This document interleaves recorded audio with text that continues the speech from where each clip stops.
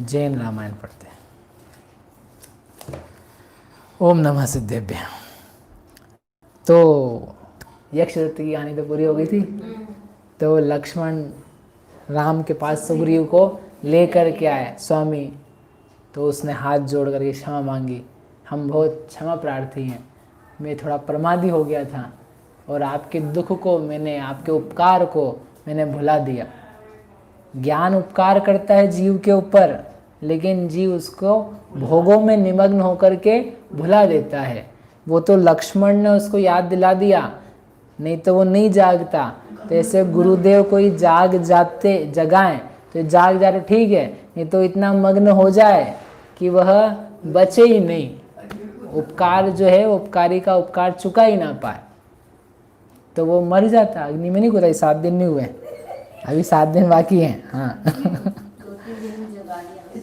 राम देव सो ऐसे कही, मेरी शक्ति लखो अब सही, सीता वेग मिलाऊं लाए, इम कही निज सामंत बुलाए।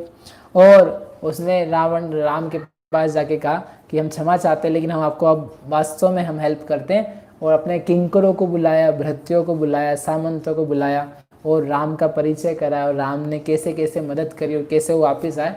तो उनकी बहुत महिमा करी। तो उन किंकरों को भी फिर कि हाँ ये कोई महत्वपूर्ण व्यक्ति है, राजा जिसकी महिमा गा रहा है तो उनको उसकी महिमा आएगी।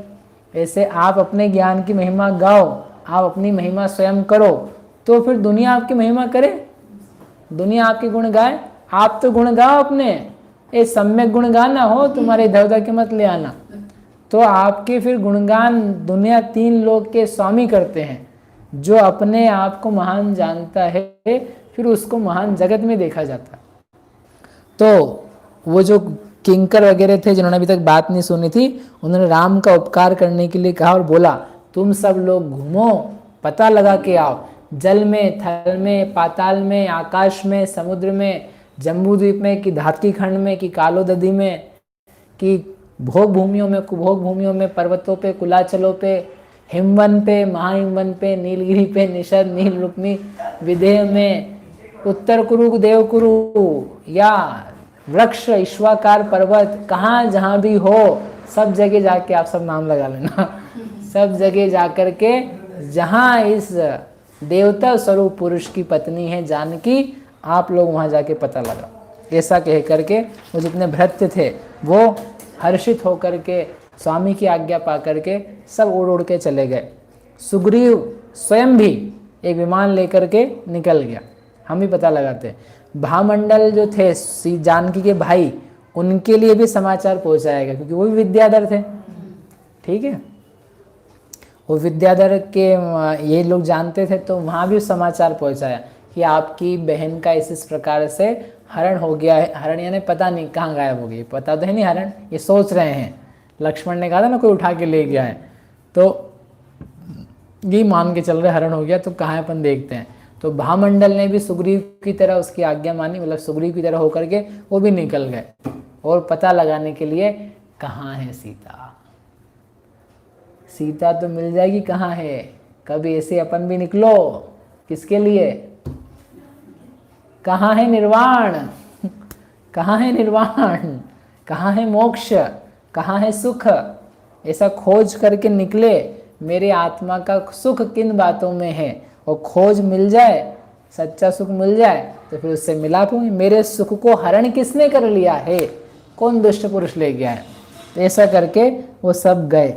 कही सेविका, सेविका कह दी है ना, नाना देश विलोकत राय, जम्बू द्वीप विषे तब आय, गगन थकी गिरे एक निहार, वृक्ष तले देखो नरसार।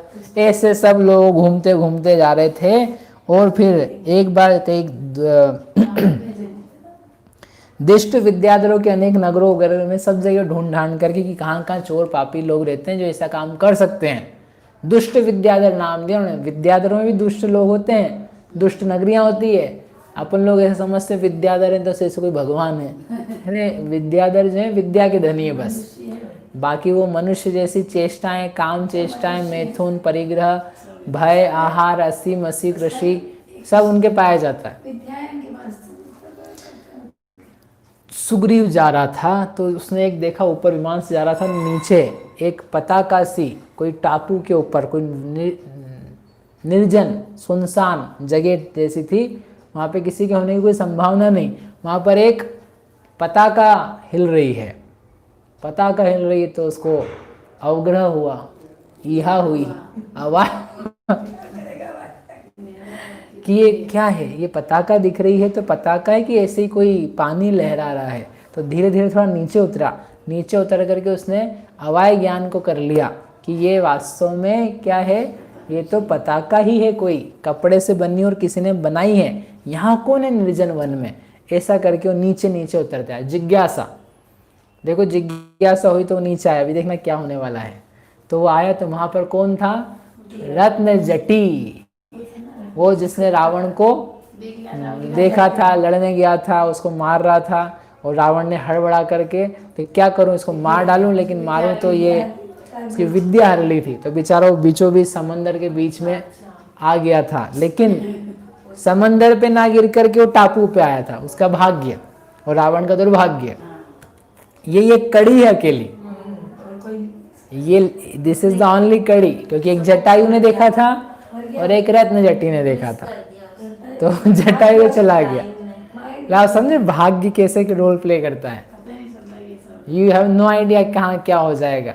ये चोर लोग इतनी चोरी करने जाते हैं, अब वो इतना सा हाथ कहीं लगाया, कहीं बाल टूटा या कुछ करा, आपको पता नहीं कहाँ क्या हो जाएगा उससे। आप जब निकले, जैसे निकले, मुंह पे कपड़ा लगा था खुल गया, आप सब फुल प्रूफ प्लानिंग करके गए थे और वो खुल गया तो पकड़े गए। मतलब आप सोचो ही मत पाप की, तो आप सोच रहे हो कि पाप फुल प्रूफ करूंगा, बहुत धोखे में हो, बहुत बड़े धोखे में हो, महा धोखे में हो। पाप फुल प्रूफ होता ही नहीं है। मोक्ष फुल प्रूफ होता है कि एक बार गए तो वापस नहीं लौटेंगे, और बाकी पाप तो पक्के पक्के खुलते हैं। तो वो नीचे उतरा, रत्न जटी ने देखा कि अच्छा कोई विमान आ रहा, खुश हुआ वो खुश होने के बाद में तब नभस्यो उतर्यो सुग्रीव, तो इन लखी भय धरी अति, इम मन माही करत विचार, इह रावण को हे हितकार। अब वो ऊपर से नीचे उतरा तो पहले खुश हुआ, वो खुश होके जैसे विमान नीचे और उतरने लगा तो उसने देखा ओ हो, ये तो कपि वानर चिन्ह की ध्वजा है, वानर चिन्ह से ने वानर वंशी को आ रहा है, और नीचे उतरा वो तो दिख गया उसको सुग्रीव, ओ भगवान ये तो सुग्रीव है, और सुग्रीव है तो खुश होना चाहिए। तो डरने भयभीत हो गया भयंकर, हे भगवान मेरा क्या हो गया, मेरा क्या कितना मेरा दुर्भाग्य है कि पहले ही क्यों नहीं मर गया, मैं उस वक्त ही मर जाता, अब ये मेरे को मारेगा। अब क्यों सोच रहा है ऐसा वो, क्योंकि सुग्रीव वानरवंशी जो है वो दशानन के राक्षस वंशों के मित्र हैं, तो उस ये सोच रहा है जरूर रावण ने इसको भेजा होगा, ये मेरे को मार डालेगा। अब इसकी कल्पना है देखो अब क्षुद्र जीव है, हम आप कोई हो तो ऐसे क्षुद्रता में भय ही हो जाए कि अब तो मैं गया काम से, पहले ही मर रहा था, पता नहीं अब विधि ने मेरे को क्यों छोड़ रखा है, देखता हूँ अब क्या होता है मेरे साथ। तो बिल्कुल भय से पूरा ऊपर से नीचे तक वो कांपने लगा, कुछ उसके मुख से ही शब्द नहीं निकले। अब इतने में सुग्रीव ने उसको देखा और देख करके वहाँ गया। इह राजा सुग्रीव है, मोहि मारणे आय, इम कही गद बेनते, रोत भयो भय लाय। रोने, मरण सामने आ जाए तो बड़े बड़े रोने लग जाते हैं, वृद्ध रोने लग जाते हैं, योद्धा रोने लग जाते हैं, भाग जाते हैं पीठ दिखा करके। क्यों? मरण, अब तो मैं मरा, अब मरा, अब साक्षात ही मौत आ गई है, तो अब मैं क्या करूं, कहाँ जाऊं, कहाँ पृथ्वी में धस जाऊं, कहाँ किसी वृक्ष के पीछे डूब जाऊं, मैं अब क्या करूं, मुझे कुछ समझ में नहीं आ रहा है। चलो देखता हूँ अब तो क्या इच्छा होगी, अब क्या मेरी स्थिति होगी। इतने में वो सुग्रीव सामने आ गया, उसने बोला कौन कहाँ थे आइयो, किम कंपे मन माही, सत्य कथा तेरी अबे मोकु वेग सुनाही। अब वो पहचानता था उसको, तो उसने कहा रत्न जट्टी, तुम तो रत्न जट्टी हो, तुम यहाँ क्या कर रहे हो, तुम्हारी तो बहुत विद्या बल थी, तुम इतना घूम सकते थे, तुम ऐसे निर्बल से असहाय से होते हुए यहाँ पड़े पड़े क्या कर रहे हो, यहाँ तुम्हारी ये दशा किसने कर दी। उसने पूछा, अब वो कुछ बोला नहीं, वो भय से कांपे उसको समझ में नहीं आया, मतलब उसको समझा रहा, उसको पुचका रहा, मतलब उसको, इसने ये नहीं कहा मैं तेरे को मारने आया हूँ, कि तेरी ये दशा किसने कर दी, इसका मतलब क्या कि मुझे तो कुछ पता नहीं है। तब सो पुरुष कहे सुनि राय, तो उसने अपनी स्थिति बताने के लिए पहले भय बहुत, तो उसने बहुत बार बार उसको सहलाया। देखो सुग्रीव ने बार बार उससे कहा, हे भद्र, भयभीत मत हो, भयभीत मत हो, डरो मत, मुझे सब बताओ क्या क्या हुआ, क्या है तुम्हारी तकलीफ है। मतलब ये इसको भी नहीं पता कि ये हमको ही खबर देगा अभी, ऐसे क्यों खड़े हो। तो उसने बहुत मुश्किल से धैर्य धारण करते हुए बोलना चालू किया। क्या बोला उसने, द्वीप धात की खंड के जिन मंदिर सुखकार, बदि जाय थो गेहि में पथ इक चरित निहारी। मैं धात की खंड के सुंदर जिनालयों के दर्शन करने के लिए गया हुआ था, और जब मैं बीच में आ रहा था, मार्ग में लौट रहा था, तो एक अलग ही चरित्र हुआ रास्ते में। क्या हुआ, सुने जानकी के वचन, हा लक्ष्मण अरुराम, हा भामंडल भ्रात मम, इम सुनि में दुख धाम। मैंने एक नारी सीता के वचन सुने। अब आप समझ लो, यदि टीवी वगैरह आपका वो होता, सब बैकग्राउंड वगैरह लगा देना उसमें मैंने सीता के वचन सुने, हे राम, हे लक्ष्मण, हे भामंडल, बचाओ बचाओ, ये देखो मुझे हरण करके लिया जा रहा है। और ऐसे मैंने वचन सुने, भामंडल मेरा स्वामी, ये भामंडल का रत्न नगर का है, भामंडल मेरे स्वामी की जो बहन है सीता, उसको कोई लेके जा रहा है। तो ऐसा देख करके मैं दौड़ा, मतलब गया आकाश में, और मैं क्या देखा, तब में ताढ़िंग जाए रावण जुत सीता लखी, जब में कोप उपाय खगपति से ऐसे कही। और मैंने जाकर के देखा तो क्या देखता हूँ, ओह रावण दशानन, वह दशानन सीता को विमान में बिठा करके लिए जा रहा है। तब मेरे को बहुत गुस्सा आया, मैंने उससे कहा, रे पापी इम नारी इम राम की, नारी प्राण समान, भामंडल मम नाथ की, भगिनी तू पहचान। पापी, हे पापी, हे परिश्री लंपट, ये राम की प्राणों से प्रिय स्त्री मेरे भामंडल स्वामी की बहन है, इसको ऐसा पहचान। ले कहाँ जासी अबे छोड़ी विवेक उपाय, इम कही जुध कियो जहां रावण जुत हम जाए। और ऐसा बोल करके हमने उसको ललकारा।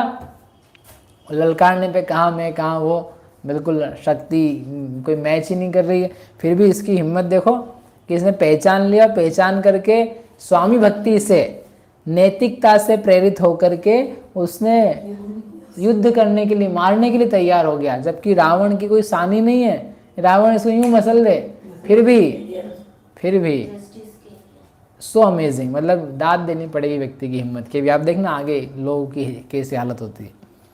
रावण विद्या से, रावण रोष उपाय तब, विद्या मम सुखदाय, छेद दई क्षण एक में, मैं तिष्ठो इत आय। और रावण ने गुस्सा खा करके युद्ध तो नहीं किया, लेकिन मेरी विद्या सारी छेद दी, और मैं दुख से इस प्रकार की स्थिति में आ गया हूँ। मेरे पास तो एक विद्या थी थोड़ी थोड़ी। गिरियो कंबुवन के विषय, रयो किते एक बार, फुनि होलू यहाँ, आय मिले तुम सार। वो जो थोड़ी एक मेरे पास मंत्र था, तो उससे मैं पूरा जमीन पे गिर के मेरा सिर नहीं फूट गया। धीरे धीरे धीरे धीरे जैसे पत्ता उड़ता उड़ता नीचे जमीन पर आता है, वैसे मैं आ गया। और आज इतने दिन बाद आप मिले हो। बहुत दिन नहीं हुए हैं, क्योंकि तो अभी प्रसंग चल रही ना, करंट अफेयर से ही है। अपन तो दिनों में सुनते हैं, बाकी ये दिनों में ही कहाँ, मतलब महीनों में सुनते हैं अपन, ये तो दिनों की बात है। तो आज इसलिए आप मुझे सुखकार मिल गए।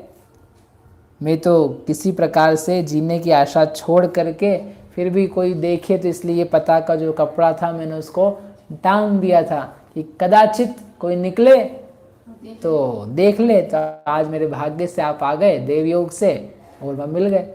जैसे सुग्रीव ने सुना, सुनि सुग्रीव महासुख पाए, रतन जटि सोइम बतलाय, तू मेरो भ्राता अबसार, इम कही थापी विमान मझार। ओ उसको खूब आलिंगन किया, उसने गले लगा, रहे तेने तो आज मेरे रोम रोम को खिला दिया, जो मैंने प्रतिज्ञा करी थी। और राम इतने दिन से बैठे हैं तो आज मेरी पूरी हो गई। तू मेरे भाई जैसा है, तू मेरा भाई ही है। और उसका जो नगर था, उस नगर में किसी ने क्या कर लिया था, वंश परंपरा का था, लेकिन शत्रुओं ने छीन लिया था, देवोपगीत नाम का नगर। उस नगर को इसने, सुग्रीव ने उसको वापस दे दिया कि ये आपका ही नगर है, आपको ही रहना, मतलब एक सूचना के बदले में। लेकिन सूचना महत्वपूर्ण थी। ऐसा कहकर के बहुत हर्षित हुआ, बोले चलो मेरे साथ, चलो राम को पास जाकर के ये सारे समाचार कहो। और वो उसको लेकर के बड़े हर्ष के साथ में निजपुर आए राम क्रमि नयो, अरु रघुपति सो कह तो भयो, देव जान की सब बात, याकू पूछी लेहु कुशलात। हे स्वामी, आप जानकी की खबर चाहते थे, ये रत्न जट्टी आया है, इसने सारा वृत्तांत देखा है, ये सारी बात बता देता है। तो उसने, रामचंद्र जी ने पूछा उससे, पूछी राम सुप्रीति उपाय, रतन जटि विद्या धर राय, मोहि वियोग दुख नी नारी, सीता तुम की निथानि निहारी। बताओ रत्न जटि, हे प्रिय पुरुष, हे मित्र, हे भ्राता, तुमने मुझे, जिसने मुझे दुख दिया है, ऐसी सीता मेरी रानी जो चली गई है, छोड़ कर क्या हरण कर ली गई है, तुमने किस स्थान में उसको देखा था। राम चरण खग से निज सिर नाय, सकल कयो वीरतंत सुनाय, इम सुनि गद गद वचन ते, राम फुनि पूछी सती देखी वाम। राम को जब मालूम, उसने सारा वृत्तांत बताया, रामचंद्र जी गदगद होकर के हर्ष से उनकी वाणी समझो खिसकती, स्खलित होती जाती थी। बार बार उसको गले लगा करके, हाँ बताओ कैसे देखी, क्या किया, फिर क्या हुआ, ऐसा करके मानो सीता उनको मिल ही गई, ऐसी भावना से। और रत्न जट्टी कोई, हाँ रत्न जट्टी जो खबर लेकर गया था, मानो यही मेरा प्रिय सीता जैसा व्यक्ति है। जैसे जयसनाचार्य ने लिखा पंचास्यकाय में कि जो सम्यक दृष्टि पुरुष है, सम्यक दृष्टि पुरुष जो अरहंत सिद्ध आचार्य पैदा साधु पंच परमेष्टि है, उनकी भी भक्ति बड़े प्रेम से अपनी आत्मा मान के करता है। लेकिन क्यों करता है, ये उदाहरण दिया राम का, कि जैसे कोई व्यक्ति, उसकी पत्नी परदेश में हो, परदेश से उसकी खबर लाने वाला हो, तो उस व्यक्ति से भी खूब प्रेम जताता है, उसका आलिंगन करता है, उसको भोजन पान कराता है। ये हमारी स्त्री के पास में से होकर के आया है, मानो स्त्री जैसा ही है। ऐसे ये पंच परमेष्ठी परमात्मा पद के आराधक भगवंत आचार्य पद साधु, हम अभी भगवंत नहीं है, लेकिन हमारे पद के समीप जो हमको बनना है, उसके समीप से ही आकर आ रहे हैं, इसलिए हमको इनमें ही बहुत प्रीति है। जो हम चाहते हैं वो इनको प्राप्त है, इसलिए सम्यक दृष्टि पुरुष पंच परमेष्ठी की आराधना करता है भक्ति से। जैसे राम उस रत्न जट्टी की भक्ति कर रहे थे प्रसन्नता के साथ में। और ये सब होने के बाद में सुनो, उनको हार वगैरह दिया, इनाम दिया। अब उसके बाद में, अब यहाँ कथा महत्वपूर्ण है, अभी सुनाऊं कल सुनाऊं, टाइम तो हो गया है। कोप उपाय कहे इम राम कहो, ये वैसे ही नहीं है। कोप उपाय कहे इम राम कहो, खग लंक कहाँ इक जान, ऐसे विद्याधर बैन सुने, भयभीत खगेश थकी अधिकाना। रामचंद्र जी ने, अब ये सब हो गया, उत्सुकता से भरे हुए राम ने फिर पूछा बताओ विद्याधरो, कहाँ है लंका? यहाँ से लंका कितनी दूर है? क्या पूछा? उन्होंने पूछा लंका कितनी दूर है, how far is Lanka, let's go. अभी रात को निकलना तो रात को निकलो, सुबह निकलना सुबह निकलो। राम की बात सुनकर के सारे विद्याधर चकित हो गए। वो सारे मुंह नीचा करके चुपचाप बिल्कुल कुछ बोल ही नहीं पाए कि ये कैसी बातें कर रहे हैं। अब रावण यानी लंका अभी तक तो पता ही नहीं था कहाँ है। बोले अभी तो हम करेंगे, अभी तो खोजने की बात और ले आएंगे, सब मिलाप कर देंगे। लेकिन रावण ले गया तो what are you thinking, forget. तो ऐसा करके उसने तो रामचंद्र जी ने बोला बताओ लंका कितनी दूर है। सारे विद्याधर, आचार्य देव ने शब्द लिखा, विद्याधर मोह को प्राप्त हो गए। मतलब उनको लगा क्या बोल रहे हैं। ऐसे विद्याधर ने बेन सुन के भयभीत होकर के चुपचाप रह गए। रामचंद्र जी और लक्ष्मण ने देखा कि अरे कुछ बोल नहीं रहे, मतलब इनकी कोई ताकत नहीं है, कोई बल नहीं है, नाम के विद्याधर हैं, नाम के ये इतने बलवान से दिख रहे हैं। तो जब उनको समझ में आया कि इनको तो समझ में आ गया कि हम लोग डर गए हैं, हम भयभीत हो गए हैं, तो उनमें से एक विद्याधर ने बोला उठ करके, हे स्वामी, क्या बोलता है, ताते सुबात चवे नहीं कोय, सुमोन निवारी दई मोरे जाना, जाय विराट थकी फुन पूछत, सोबत लावत सर्व कथाना। जब सारे विद्याधर मौन हो गए, उन राम की निगाह में उनकी अवज्ञा हो गई, अपमान हो गया कि हम बलहीन समझ लिए गए हैं। तो रामचंद्र जी ने पूछा और दूसरे विद्याधरों ने एक ने खड़े होकर बोला कि जो रावण है आप जानते नहीं हो उसको, कैसा है वो बहुत बलवान है। अब उसकी पूरी पुरानी राक्षस वंश से लेकर के नीचे तक बताते हैं। वंश पराक्रम पुर तंत, सकल कयो रघुपति सो संत, फेरी राम सुभाखे बात, रावण राय अधिक विख्यात। तो एक पुरुष ने बोला वो जो रावण है वह राक्षस वंश का राजा है, और जो राक्षस वंश का राजा है तो राक्षस द्वीप में रहते हैं वो लोग। वो राक्षस द्वीप जो है उनको उनकी कुल परंपरा से राक्षसों के अधिपति भीम महाभीम ने दिया था। वो समुद्र से आगे बढ़ कर के, यहाँ तो अपन तो जमीन पे हैं, ये समुद्र से आगे बढ़ कर के एक द्वीप है, द्वीप के बीच में त्रिकुटाचल नाम का पर्वत है। उस पर्वत की ऊंचाई लंबाई सब देख करके उसका जो शिखर है, उस शिखर पर लंका नाम की नगरी है, और वहां पर वो रावण जो है अपना पूर्ण वैभव के साथ में राज्य करता है। और वो रावण है वो इंद्र को भी भयभीत करने में समर्थ है। वो वहां पर उसके इतने भोग विलास आदि हैं, इंद्र भी मानो उसको देख करके ईर्ष्यालु हो जाए, इतने उसके पास वहां साधन हैं। उसके भाई हैं विभीषण नाम का, वो उसके लिए एक ही बुद्धिमान है, और वही सारा नगर संभालने में और शत्रुओं को चोट पहुंचाने में समर्थ है। रावण की तो हम बात ही क्या कहें। और उसका भाई है कुंभकर्ण, उसके पास त्रिशूल है, उसकी बहुत पराक्रम है, युद्ध में आज तक उसे कोई जीत नहीं पाया है, उसका बहुत बाहुबल है। और उनका फिर एक लड़का है इंद्रजीत, तो वो इंद्रजीत ने मानो इंद्र को जीत लिया, इसलिए उसका नाम रखा है इंद्रजीत। और रावण की खुद की पराक्रम है, उसने इंद्र राजा को मारा था, वो बहुत पराक्रमी है, बलवान है, ऐसा वैसा ऐसा करके उसका खूब उन्होंने बखान किया। बोला हे स्वामी आप एक काम करो, आप है ना सीता को भूल जाओ। ये बोला उन्होंने, क्या बोला, आप सीता को तो भूल जाओ, आप एक काम करो, हम आपको बहुत दूसरी लड़कियों से शादी करा देते हैं, अभी और करा देते हैं आपकी शादी। इसलिए आप ये जो है ना आपका ये जो सोचना है ये बिल्कुल ठीक नहीं है, आप छोड़ दो। जानकी तो समझ लो गई, वो तो अभी तक पता नहीं उसके साथ क्या हश्र भी किया होगा। इसलिए वो रावण के बारे में, आप रावण को जीतने के लिए कौन समर्थ है, इसलिए आप ये छोड़ो और छोड़ करके कोई दूसरा उपाय मन में सोचो। ऐसा सुन करके लक्ष्मण खड़े हुए। लक्ष्मण ने एक बात कही, अभी बताता हूँ क्या बात कही, आगे की चर्चा कल करें।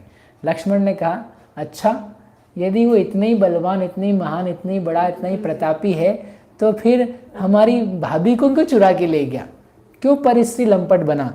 इतना पाप करने वाला, पाप दृष्टि रखने वाला जो व्यक्ति है वो महान होगा, वो विख्यात होगा, वो बलवान होगा, धोखे से ले गया। मतलब धोखे से कौन ले जाएगा, जो कमजोर होगा तो वो धोखे से ले जाएगा। सिंहनाद नकली किया, वो आया छुप करके चला गया, किसी को पता ना चले तो उसको मार दिया, जटायु को मार दिया, हिंसक भी हो गया, चोर भी हो गया, कुशीली भी हो गया, परिग्रही तो तुम बता ही रहे हो, तो सारे पापों में पारंगत है, तो वह महान कैसे हो सकता है। इतना ही दुष्ट है वो, तो उसका हम निग्रह करेंगे, उससे हम युद्ध लड़ेंगे। इसलिए आप तो बताओ कि उसकी शूरवीरता कहाँ है। वह कपटी, भीरू, मोही, पाप कर्मा, नीच राक्षस है, उसमें थोड़ी भी शूरवीरता कहाँ है। रामचंद्र जी ने कहा इस विषय में और अधिक के कहने से क्या मतलब है। अरे जिसका समाचार मिलना ही असंभव था, जिसके बारे में पता लगाना ही मुश्किल था, मुश्किल नहीं, पता ही नहीं लग रहा था, देव योग से, भाग्य से हमको समाचार प्राप्त हो गया है। ये इस बात का सूचक है कि हमको जान की अवश्य प्राप्त हो जाएगी। इसलिए और दूसरा कुछ सोचने की जरूरत नहीं है। राक्षस को क्षुब्ध कैसे करना है, अब हम वहीं जाएंगे, उसके कर्मों का फल उसको मिलेगा, आप सब लोग देखते रहना। इसलिए चलने का उपाय करना है हमको। तो ये सुन करके अभी वो संतुष्ट नहीं हुए, तो वो कुछ कहते हैं, ये कथा सुनाते हैं, फिर ये कथा सुनाते हैं, और फिर वो कहते हैं कि ऐसे तो हम नहीं मानेंगे, कुछ और परीक्षा करेंगे। क्या परीक्षा है, अब यहाँ से फिर सब बातें अब चेंज हो रही है, समझ में आया। और ये interesting, most interesting part of full Ramayan.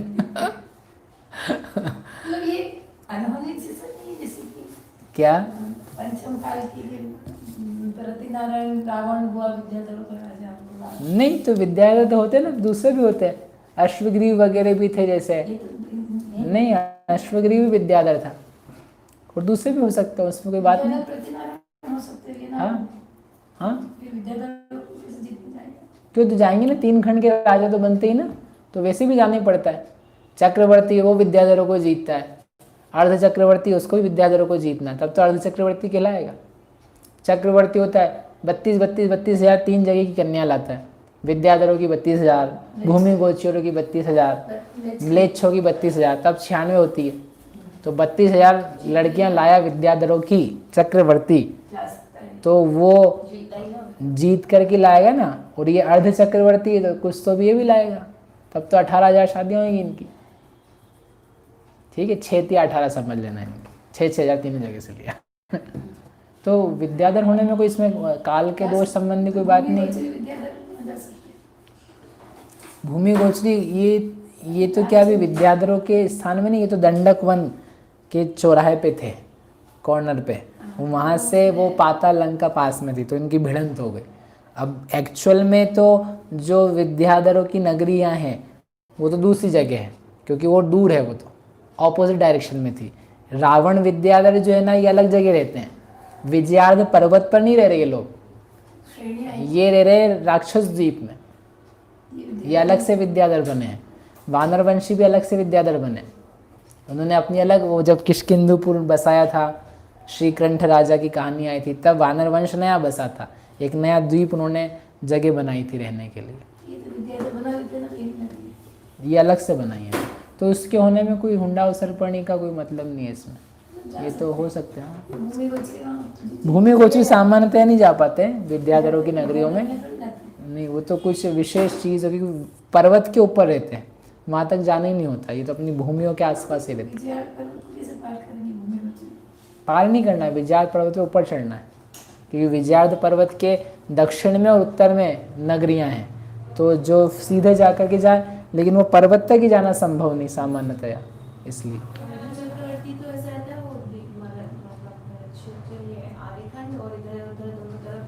म्लेच्छखंड, हाँ हाँ, तो विजयार्ध पर्वत तो आएगा ना, तो वहाँ की श्रेणियाँ आएगी, पूरा इस तरफ का एरिया है, तो दक्षिण के विजयार्ध पर्वत जो है वो सब जीते जाते हैं।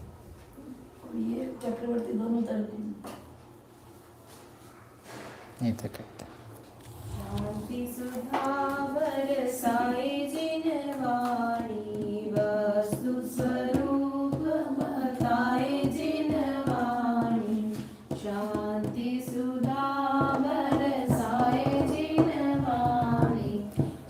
सस्तु स्वरूप बताए जिन वाणी पूर्वापर सब दोष रहित है पूर्वापर सब दोष रहित है पाप क्रिया से शून्य शुद्ध है पाप राग वय धर्म सहित है परमागम कहलाए जिन वाणी शांत परमागम कहलाए जिन वाणी शांति सुधा बरसाए जिन वाणी मुक्ति वधु के मुख का दर्पण मुक्ति वधु के मुख का दर्पण जीवन अपना कर दे अर्पण जीवन अपना कर दे अर्पण भव समुद्र से तारे जिन वाणी भव समुद्र से तारे जिन वाणी शांति सुधा बरसाए जिन वाणी राग द्वेष अहंकारों द्वारा राग द्वेष अंगारो द्वारा महाक्लेश पाता जग सारा महाक्लेश पाता जग सारा सजल मेघ बरसाए जिन वाणी सजल मेघ बरसाए जिन वाणी शांति सुधा बरसाए जिन वाणी सात तत्व का ज्ञान करावे सात तत्व का ज्ञान करावे अचल विमल निज पद दर्शावे अचल विमल निज पद दर्शावे सुख सागर लहराए जिन वाणी सुख सागर लहराए जिन वाणी शांति सुधा बरसाए जिन वाणी सस्तु स्वरूप बताए जिन वाणी वाणी के ज्ञान दे सूझे लोकालोक सुवाणी मस्तक नमो सदा देखो